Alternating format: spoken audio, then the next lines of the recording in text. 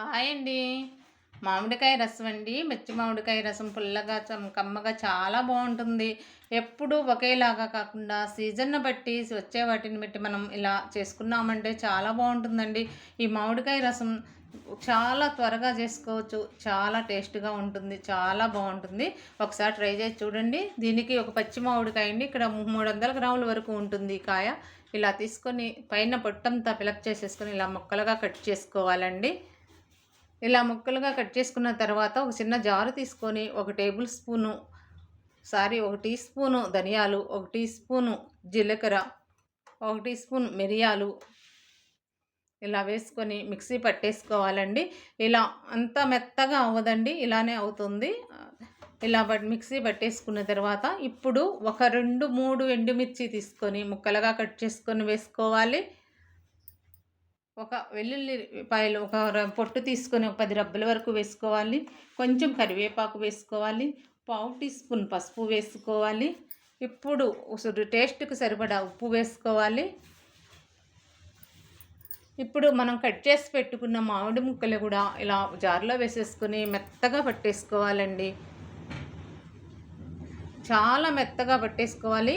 ఇక్కడ మీకు గట్టిగా అనిపించిందనుకోండి కొంచెం వాటర్ యాడ్ చేసుకొనైనా పట్టేసుకొని మెత్తగా పట్టేసుకొని దానిని ఒక జ్యూస్‌లాగా, ఒక రసంలాగా గిన్నెలోకి కలిపేసుకోవాలండి.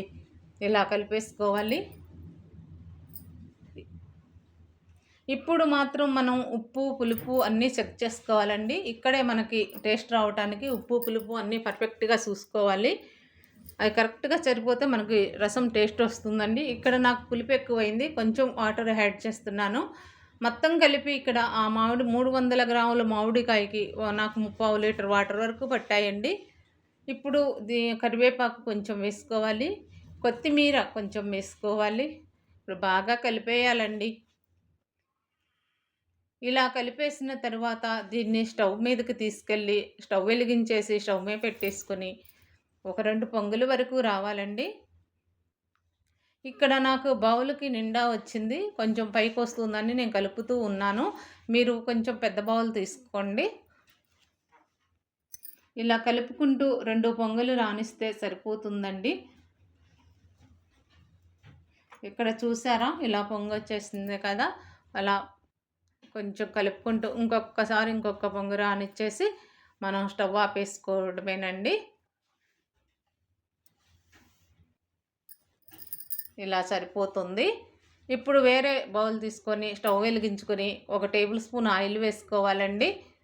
ఆయిల్ వేడెక్కుతూ ఉండగా కొంచెం పావు టీ స్పూన్ మెంతులు వేసుకోవాలండి. మెంతులు టేస్ట్ ఇక్కడ చాలా బాగుంటుంది. మెంతులు కంపల్సరీగా వేసుకోవాలి. పావు టీ స్పూన్ మెంతులు, పావు టీ స్పూన్ ఆవాలు, పావు టీ స్పూన్ జీలకర్ర, హాఫ్ టీ స్పూన్ పచ్చెనగపప్పు ఇలా కలుపుకోవాలండి.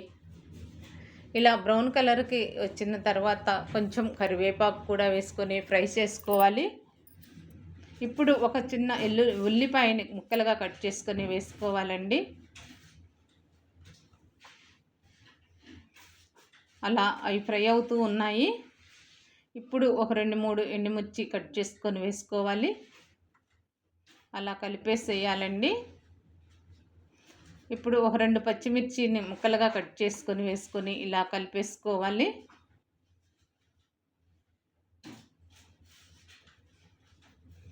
ఇప్పుడు కొంచెం నలగొట్టుకున్న వెల్లుల్లి అండి, కొంచెం చెక్కగా నలగొట్టుకున్న వెల్లుల్లి కొంచెం వేసుకొని కలుపుకోవాలండి. ఇలా బ్రౌన్ కలర్ వచ్చే వరకు ఇలా వేయించుకోవాలి. ఇప్పుడు ఆ రసాన్ని మనం పక్కన కాగబెట్టి పెట్టుకున్న రసాన్ని ఇందులో పోసేసుకోవాలండి. ఇలా పోసేసుకొని ఇప్పుడు ఒక్క పొంగు వస్తే సరిపోతుందండి. ఎక్కువసేపు మరగనివ్వద్దు. ఎక్కువసేపు మరుగుతుంటే టేస్ట్ పోతుంది. ఇంకా ఇంతేనండి. ఇప్పుడు ఇలా ఒకసారి పొంగు రాగానే వాటి టేస్ట్ కూడా చూసుకొని మనం చక్కగా కమ్మగా చాలా బాగుంటుందండి. మామిడికాయ రసం మనం చేసే విధానంలో ఉంది. మీరు పర్ఫెక్ట్‌గా చేస్తే చాలా బాగుంటుంది.